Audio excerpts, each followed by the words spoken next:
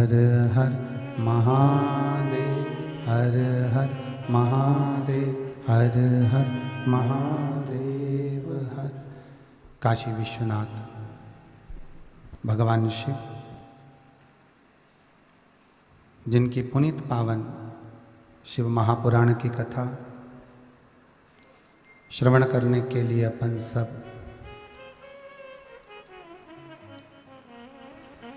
भगवान कुबेरेश्वर महादेव की ये पावन धरा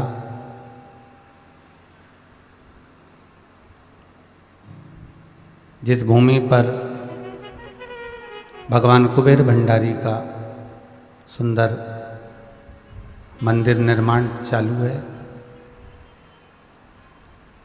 गौशाला की ये पावन धरा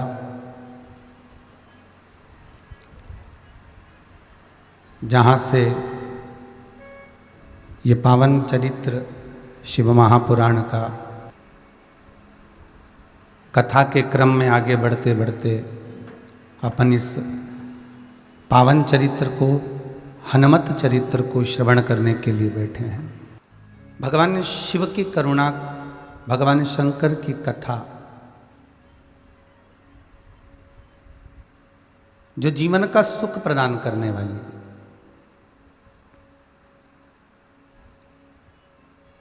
दुनिया में ऐसी कोई समस्या, ऐसा कोई दुख, ऐसी कोई तकलीफ, ऐसा कोई कष्ट, ऐसा कोई बीमारी,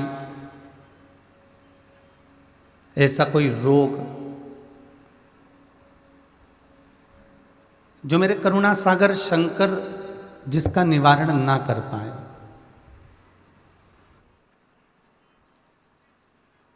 और जो भगवान शंकर को लोगों ने केवल एक हास्य का एक पुट बना रखा है। कहीं भगवान शंकर को गांजा पीते हुए बताएंगे, कहीं भांग घोटते हुए बताएंगे, कहीं चिलम लगाते हुए बताएंगे।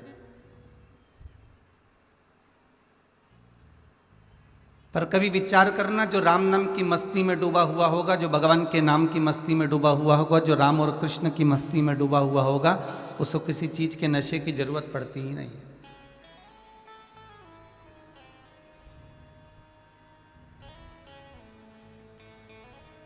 अगर शंकर जी के पास में भांग रखी है, कई लोग कहते हैं भगवान शिव के पास में भांग रखते हैं, भांग का श्रृंगार होता है, शंकर जी को भांग चढ़ती है, तो भाई शिव महापुराण को उठाकर तो देखो, शंकर की कथा को श्रवण करके तो देखो कि शिव जी के पास में भांग क्यों रखी है। क्योंकि मंथन के समय पर जब समुद्र का मंथन किया गया,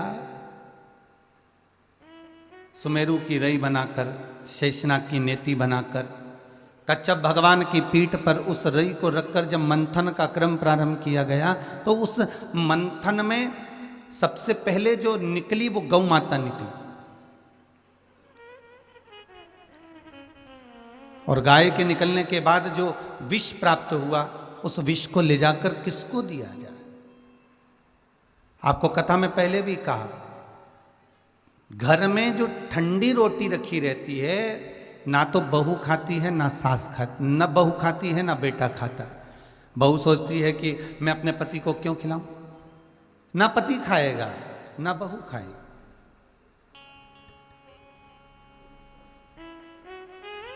अब वो ठंडी रोटी बहुत समय से रखी हुई है, विचार करा जाए कि ये ठंडी रोटी का करे क्या।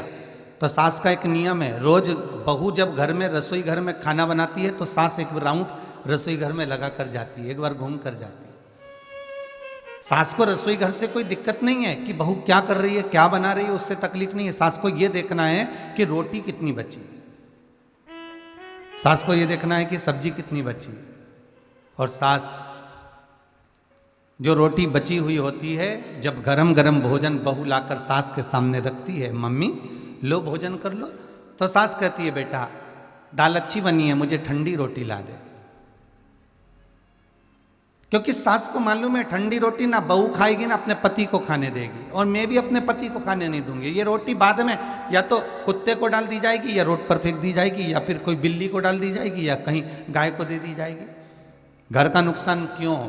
क्योंकि घर की माँ ने एक एक ईंट जोड़ जोड़ कर ये घर बसाया है, तो वो चाहती है कि ये ठंडी रोटी मैं ही खा लूँ। तो वो घर का जो बुजुर्ग होता है, घर का जो बड़ा होता है, घर की ठंडी रोटी उसी के हक में जाती है, उसी के हिस्से में जाती है।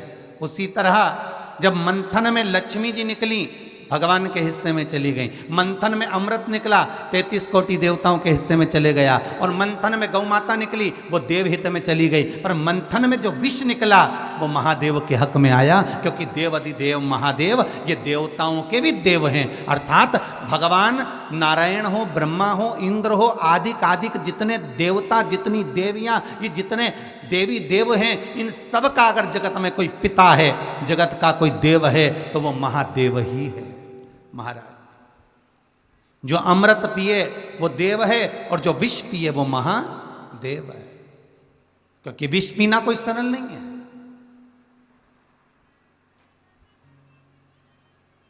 विष को धारण करना कोई सरल बात नहीं है। घर में ऐसे कई प्रसंग हो जाते हैं जिसको आप पी नहीं पाते, वो भी तो विष है। थोड़ा सा दुख आया, थोड़ी तकलीफ आई, थोड़ा कष्ट आया, थोड़ा रोग आया, थोड़ी बीमारी आई, थोड़ा सा तकलीफ आ गई, अरे पी लो ना उसको, थोड़ा रुको तो, शांति तो रखो। भगवान पर अगर विश्वास है, और मेरे देव अधिदेव महादेव पर अगर भरोसा है, मेरे विश्वनाथ पर अगर भरोसा है, तो दुनिया में अगर दुख भी आ गया, हाँ ये जरूर है कि हमारे कर्म के अनुसार दुख तो सामने आएगा और वो हमको भोगना पड़ेगा। पर उस दुख को भोगो मना नहीं है, पर टूटो नहीं।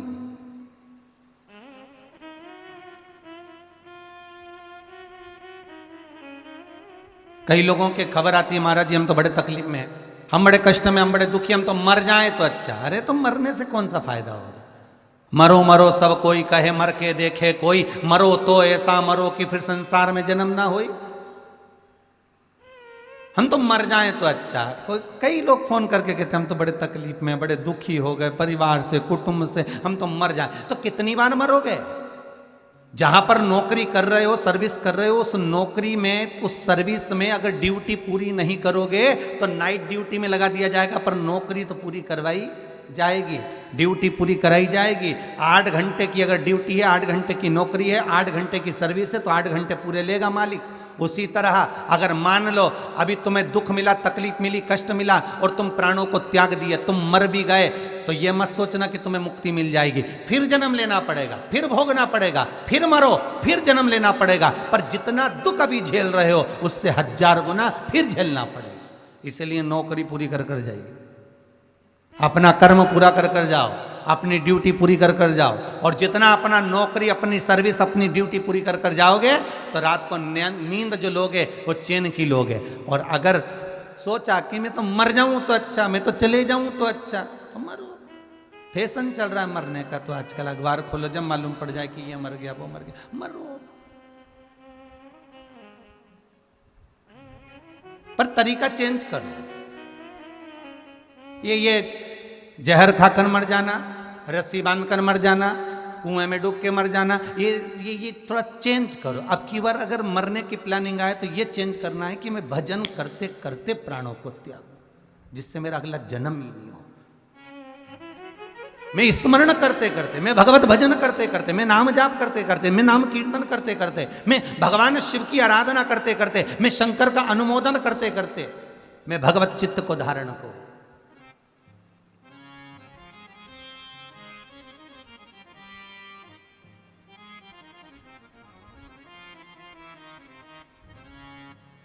महाराज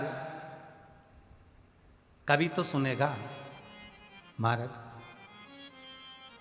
हाँ ये जरूर है, मेरा भोले जैसा कोई भोला नहीं होगा, इसलिए उसका नाम भोला है।